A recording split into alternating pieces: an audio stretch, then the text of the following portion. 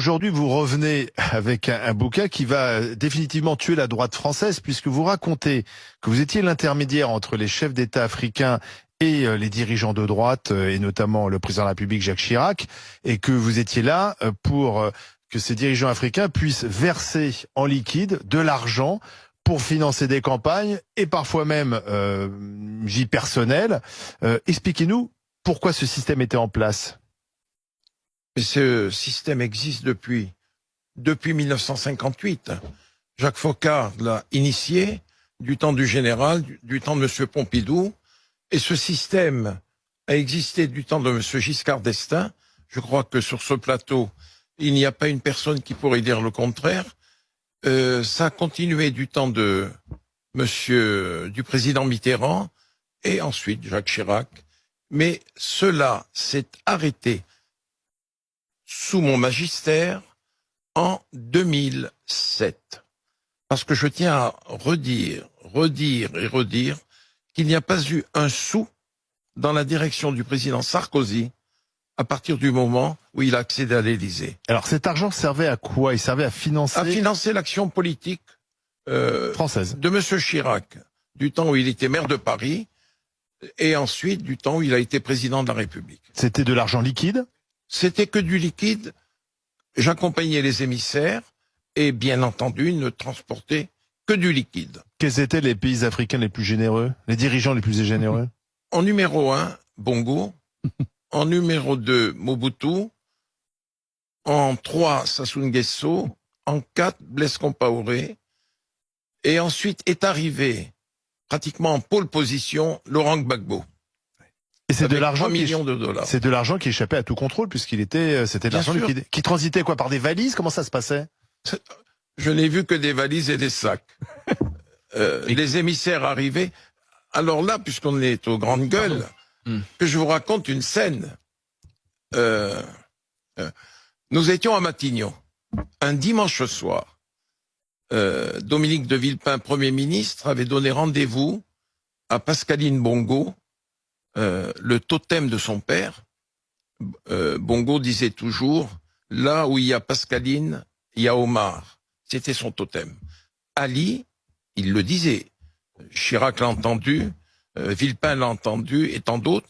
Ali, il a un poil dans la main. C'est le fils Bongo. Ouais, voilà, c'est le fils Bongo qui a pris la suite. Qui lui a succédé. Ben, enfin, nous étions à Matignon, Pascaline et moi, dans le bureau du Premier ministre, et nous attendions l'ambassadeur du Gabon. Il s'appelait Jean-Marie Adzé. Il avait rendez-vous à 19h. Le malheureux est arrivé à 19h15, 20, et Dominique de Villepin s'impatientait parce qu'après, il allait chez le président de la République, M. Chirac, avec les missives. Et à ce moment-là, la porte s'ouvre, Adzé rentre, dépose 2 sacs, et il dit, Monsieur le Premier ministre, donnez-moi vite à boire, je vais faire un infarctus. C'est trop lourd. Alors cette scène, je ne l'oublierai jamais.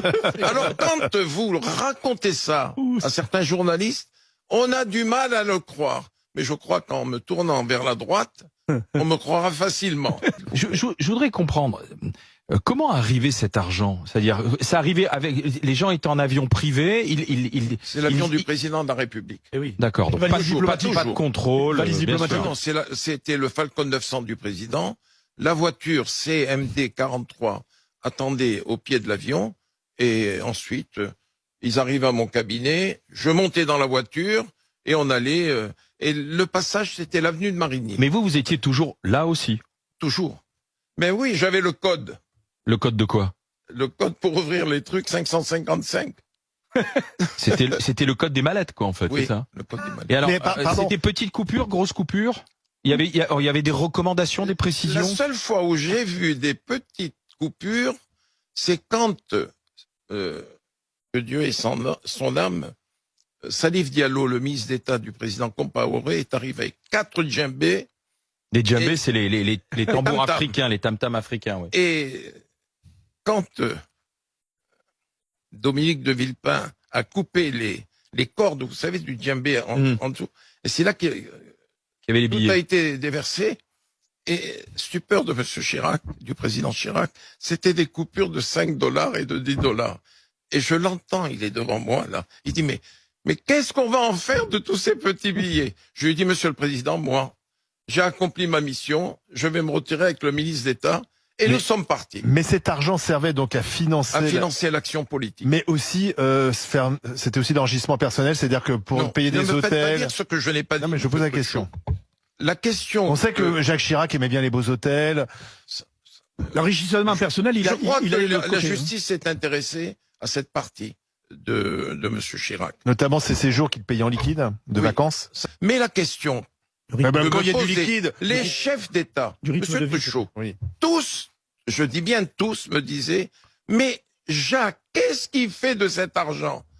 Mais je lui en ai envoyé il y a 3 mois. Je lui en ai envoyé il y a 6 mois. Mais qu'est-ce qu'il fait de cet argent? Ça permet d'arroser du Monsieur monde. le Président, si vous avez quelque chose à demander à M. Chirac. Mais pourquoi ces dirigeants africains donnaient autant d'argent en liquide pendant autant d'années aux dirigeants français, et notamment à ceux de droite? Je vais vous dire aujourd'hui, le grand âge étant là maintenant pour moi, c'était de grands naïfs. On leur promettait des tas de choses et la promesse n'était jamais tenue. Ah oui. On va t'aider au Fonds monétaire international, Oui. on va t'aider à la Banque mondiale, on va financer tes projets par l'AFD. Oui. Et En même temps, Robert, on leur mentait en permanence. Mais quelle Oui. était la contrepartie? C'est ça que quelle est la contrepartie? Il n'y en avait aucune, si ce n'est de dissuader les oppositions C'est ça. internes de s'attaquer au chef de l'État. Donc c'est une Parce qu'il y protection. avait des accords de défense. Oui. Tant que il y a une garnison française, vous n'avez rien à craindre. Donc en C'est un fait, peu la du France promettait une protection. post-colonialisme, en fait. Oui. C'était une sorte de Oui, post-colonialisme. oui.